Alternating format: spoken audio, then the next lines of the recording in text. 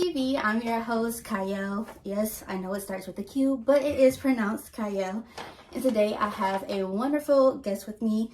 He sells real estate up in Plymouth, correct? But really anywhere his car is located, you can find him. Please help me welcome Arius Richmond. Yes, thank you so much for having me. I know, right? So my name is Arius Richmond, office based in Plymouth, but like as she said, my office is pretty much wherever my car is. I service pretty much the Metro Detroit area. I've been doing real estate for about 2.5 years, going on 3. Been doing it since I graduated college, went to Medina University, played ball up there. And ever since I graduated, I've been in selling things since. So what exactly made you interested in real estate? Well, I've always been wanting to buy, sell, and invest in real estate. Mm-hmm. And I guess about 2 years ago, I kind of had an epiphany that I need to be a real estate agent to kind of see where people fail at and where people also succeed at. Mm-hmm. And, it took a wild journey for me to get into real estate, but becoming an agent has allowed me to, I guess, come up with a more strategic game plan on how I'm going to enter the investment side of things. Mm-hmm. So pretty much I've kind of been always interested in it. Investing is the long-term goal, but just being able to operate as someone's fiduciary partner and helping them either, liquidate or acquire real estate has broadened my eyes and given me different avenues on the path I want to take when I get into the investment world. Okay. That's wow. No, it's ebonics, right? It's real deep. It's real deep though. That's awesome though. When it comes to you investing into real estate, like how far do you want to go? Are you looking for like different rental properties, flipping houses? Or... Yeah, that's a great question. I think it's a lot of different avenues that you can take when investing in real estate. For me, and like the 15 or 20 year goal is to get on the commercial side of things and own commercial buildings, but starting off, I definitely want to get into acquiring multifamilies and things of that nature. Mm-hmm. I think I'm always going to be big into, buying and holding, not more so on the flipping side. So in the next, year and a half, I'm going to start my, investment portfolio. And as I continue to grow that, I'm going to get it to a point where I can start acquiring, commercial buildings and start dealing with business tenants, so to speak. So. All right. So when it comes to your real estate license, how long did it take you to acquire that? Any additional, obviously additional schooling, but like the whole process, how was that?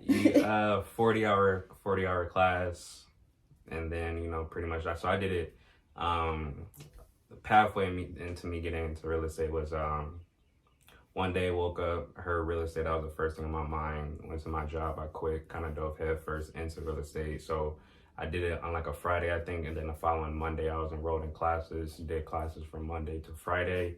And then it's not like a test you take at the end of the class, 40-hour credit class, but after I went Monday through Friday, the following week, I took a test. And then after I passed the test, I was just interviewing brokerages. And then it's probably like a 2-month, or not a 2-month, a 3-week time frame from like me starting the class into me actually joining my first brokerage. So That yeah, very fast. Fast. But yeah, so I think, and now I think everybody's journey into getting into real estate is different, right? Mine was just like kind of dove off the deep end, and I was going to figure it out. The way I kind of help people envision it is just like, how you dive into like the Atlantic Ocean and it's like the deep blue, right? So for me, I dove into the deep blue, and I kind of figured it out ever since I've been in the deep blue, so to speak. So. Okay. Yeah. But to answer your question, it was like a 3-week process. That's crazy. I feel like that's kind of how I was with starting the podcast. It is something that I kind of pondered on for a little bit, like for some years, because I always wanted to do it. But when I finally took that leap of faith, it was probably like within the week or two, something like that. Because it's like, you already know that you want it type exactly. of thing. So. And you kind of hinted towards it's a leap of faith. And a lot of times when people are, they want to do something, but, they're scared or there's something blocking them. And what I've realized by jumping into the, deep blue was just like the life that I wanted on the opposite side of that leap of faith. So it's scary. It's definitely scary, especially in the industry that I'm in. To go from something that's secure, like I left a really good job. So to go from something that's secure to like, I get paid based upon my output in life is different, you know, and, but the life that I want, the freedom that I want is definitely on the opposite side of, taking a leap of faith. What you want is on the opposite side of taking a leap of faith. So I think that's a great one-liner for people to kind of like get into their brain. If they're thinking about something and they want to do it, it always starts with a leap of faith. Yeah, definitely. I feel like people often try to wait for the perfect timing. Yeah, it's never no perfect timing. Yeah.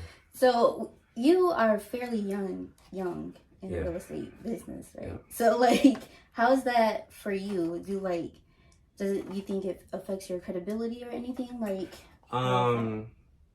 that's a really good question.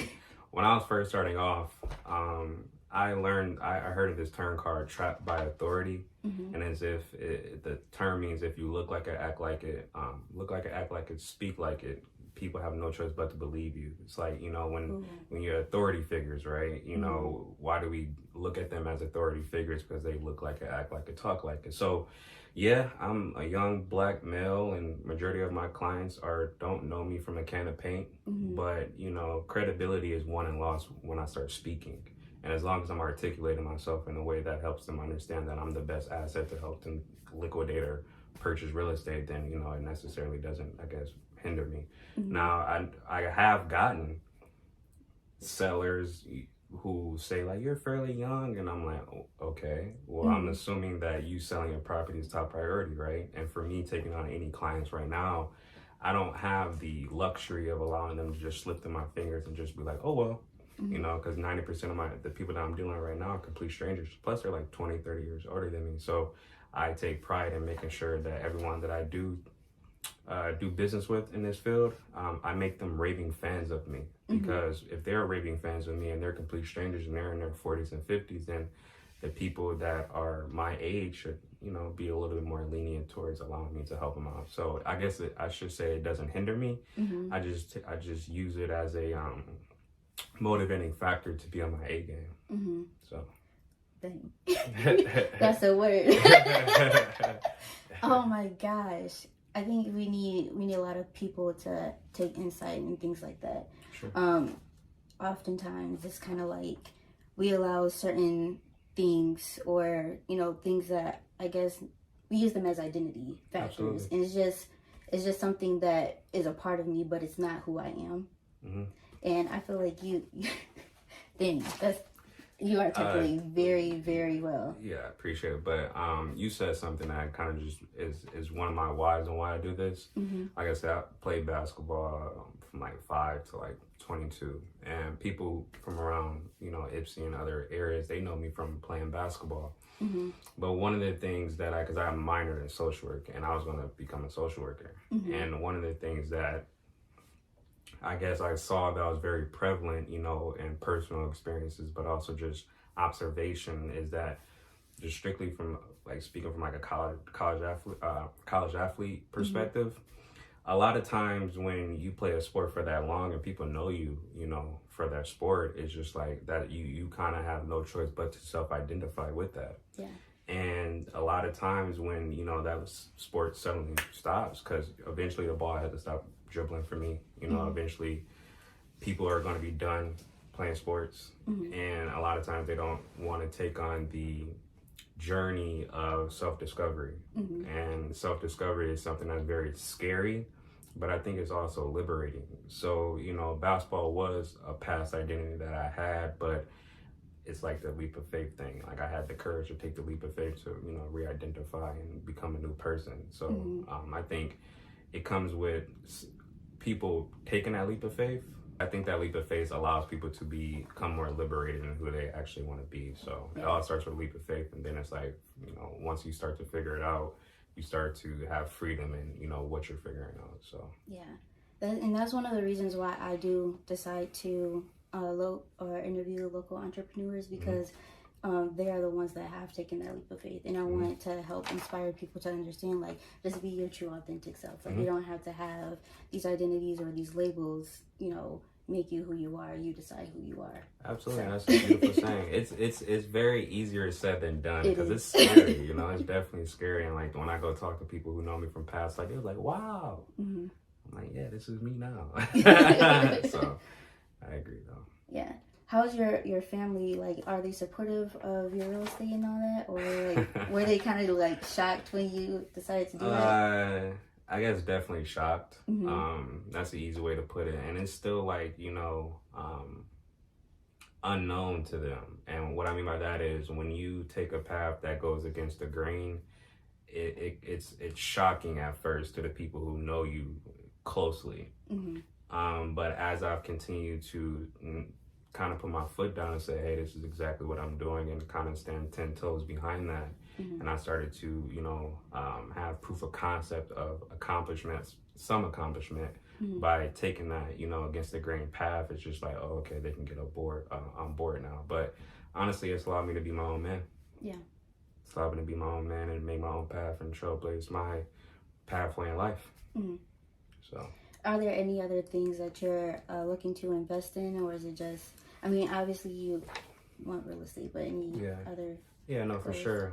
Real estate is definitely, so when I think about, I think about it as in a portfolio, right? So my portfolio is going to be diversified, but real estate is definitely going to be if you want to think about percentages, it's going to be like 70% of it. Mm-hmm. Now, there are other things that, I want to do later on in life. Like, I wouldn't call them necessarily, I guess you call them like investments, but one of the things that's on my heart to do and one of my whys is to start a nonprofit that goes back into the inner youth, wherever I'm at the time, and teaches them that the same aspirations and dreams that they create and they, I guess, come up with when they're really young. But, the only way they're coming up with them is saying that I'm going to go play basketball, I'm going to go play football, run track, or, make it in music or something like that. Mm-hmm. My, I guess, burning passion is to go back and let them know that you can do exactly what it is that you set out to do, but it's numerous other vehicles that are out here that allow you to accomplish the same thing. Mm-hmm. Because when you think about it, that for me, the kids who was going to play or going to the NBA who was really good, we knew from a really young age. Yeah.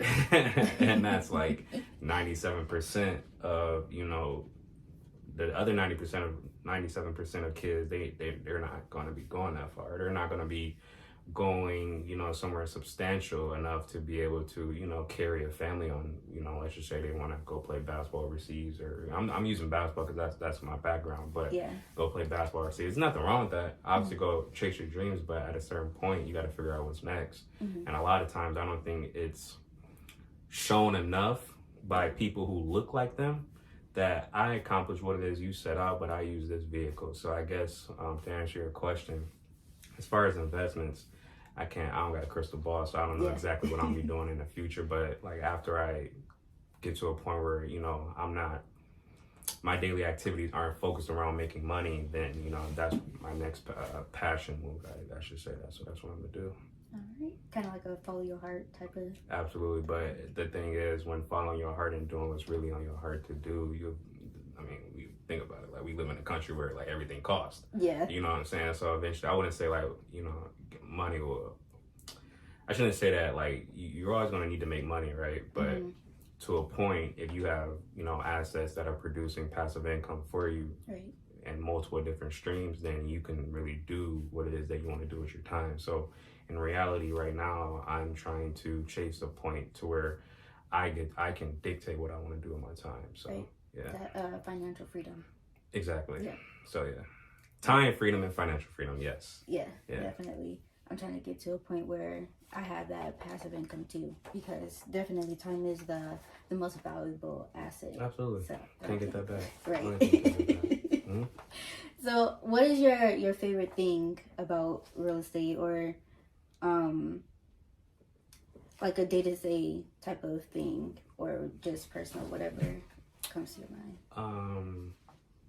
What do I like about being in real estate? Yeah.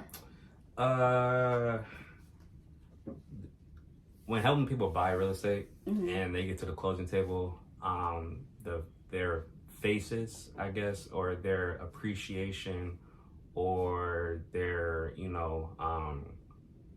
excitement about what it is they just accomplished is something that kind of warms my heart. It definitely pulls some heartstrings. And then when helping people sell real estate, when they're getting a really fat check and they're looking at me like, thank you so much, and it's helping them to move on to the next chapter. That's something that definitely pulls on the heartstrings. But in reality, I just like empowering people. Yeah. And one of the ways right now that I'm empowering people is through the liquidation or the acquisition of real estate. Sorry, that was a big words, but like the buying and selling of real estate. You know what I'm saying? And the buying and selling of real estate is like, I guess, in the grand scheme of things, not the like biggest thing, but to them it allows them to do what it is that they want to do, whether it be a lifestyle change or rather they need money to go towards other things, or so one of the things that I guess excites me or just makes me enjoy real estate is the outcome people get to have by my assistance. Yeah, it's funny, I hear you talking, I'm just like, these are kind of like things how I explain things with my job, because I work in customer service. It's not selling, but it's just like the enjoyment of like helping someone out, or at the day like making the situation better. Absolutely. It's kind of what I enjoy about customer service. Customer service, you get a lot of different personalities, huh? Yeah, for sure. Certainly do. Yeah. I can tell you the reality of being a real estate agent. I was helping this individual sell their home. Now, being a real estate agent, and when you're helping people sell homes, 9 times out of 10, you're not necessarily going to know what a home is worth until you put it out on the market and see how people react.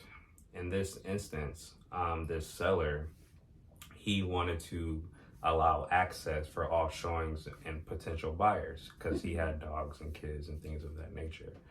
And in this one particular instance, now for me, in that instance, I'm not going to be the individual showing every one of my, I call them listings, but they're just properties I have up for sale. I'm not going to be the individual showing every single one of them. So if he wanted to gain access, sure, go do your thing. I'm just really coordinating it. It's telling him, hey, I got a potential buyer. They want to be there at this time. And he went, okay.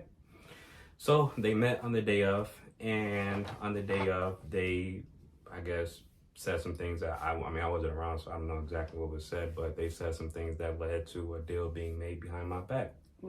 So in this instance, now real estate is a very legal field.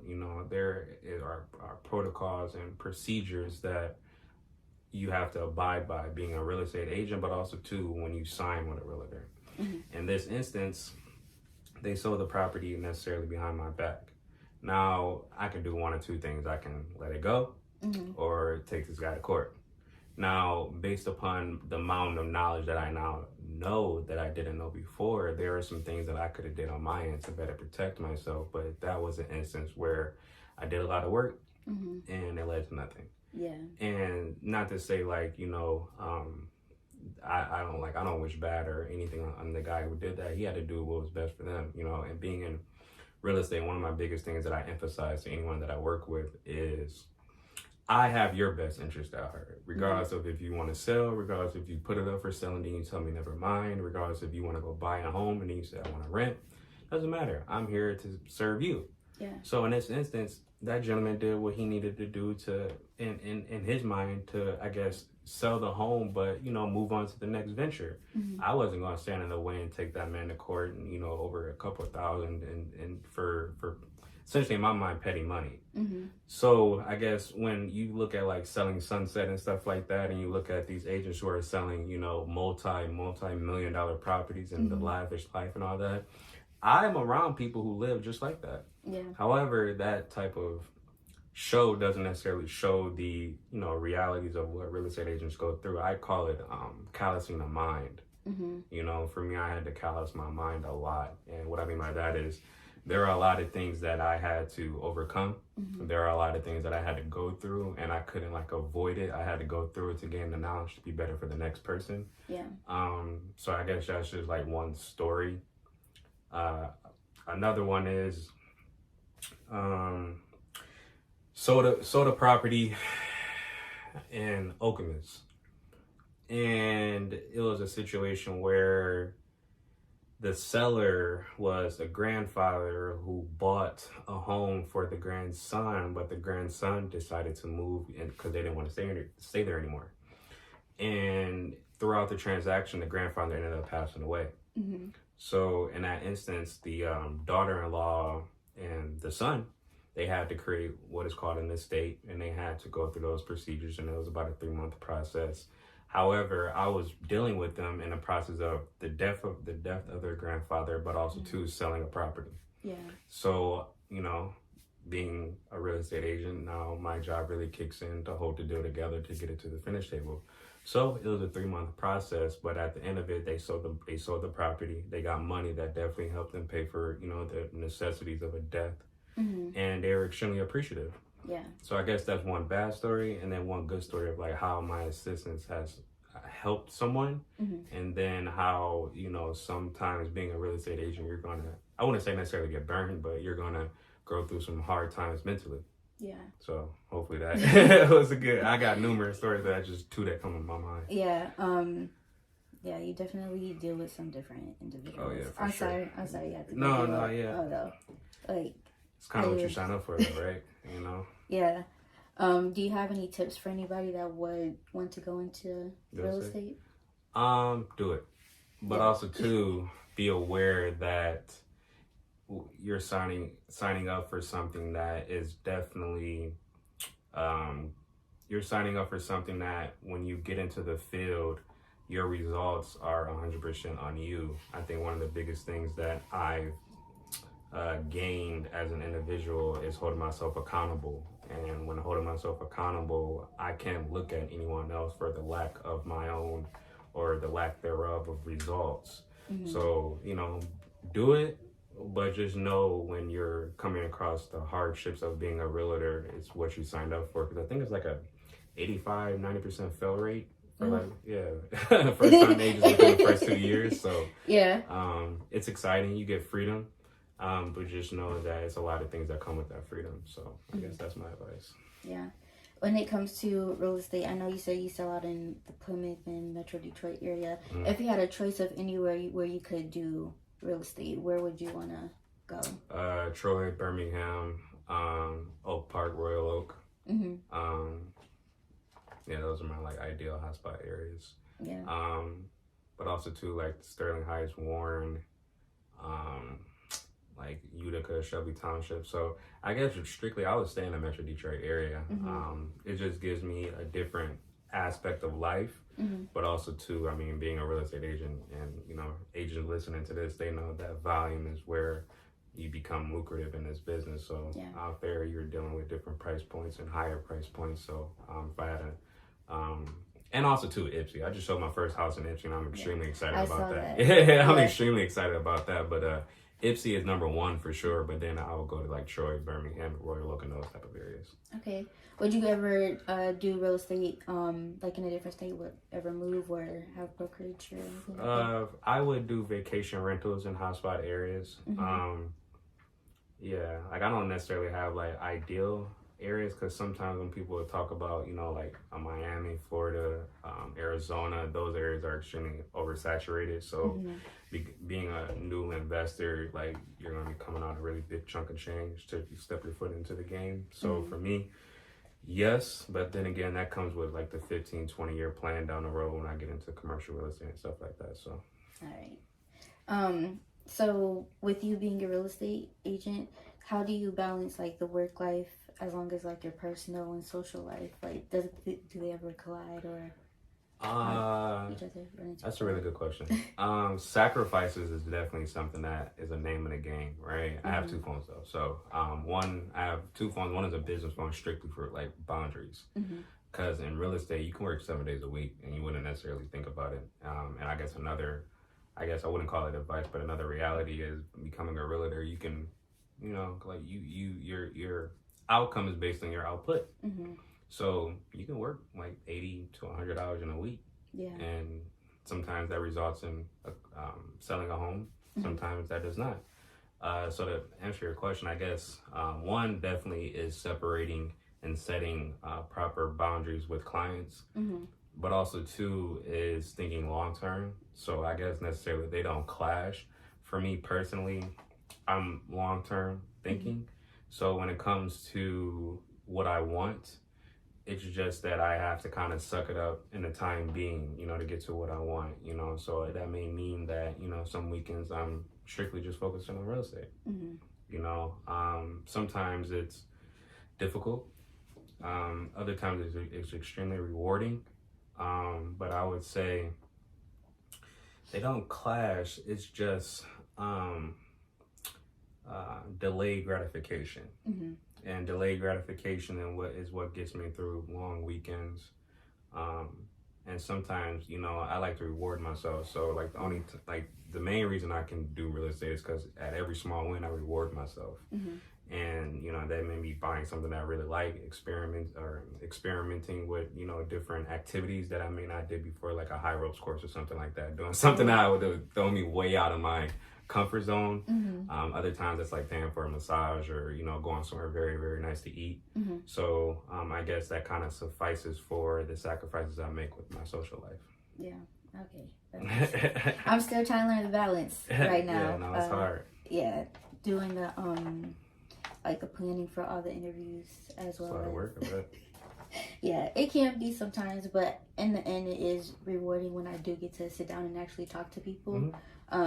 Just to get an insight of what's going on in their mind. There's other people that might be or thought about doing real estate, want to be a real estate agent. I feel like these type of interviews help them decide whether or not. Yeah, for sure. And also too, though, sometimes because I'm in my mid-20s, so sometimes people are it's flip-flop. They're doing exactly what it is they want to do right now. Mm-hmm. However, God willing, we all get older. Yeah. Well, that's pretty much all I have for you. You can go ahead and let the people know where they can find you at if they want to, get into the real estate business, have any questions, or if they are looking for a realtor. Yep. So if you're definitely looking to buy, sell, let me know. My phone number is 734-802-8826. Or you can find me on Facebook at Arius, that's Arius Richmond, like Richmond, Virginia. Or you can follow me on Instagram at __ realtor Arius on there. So yeah.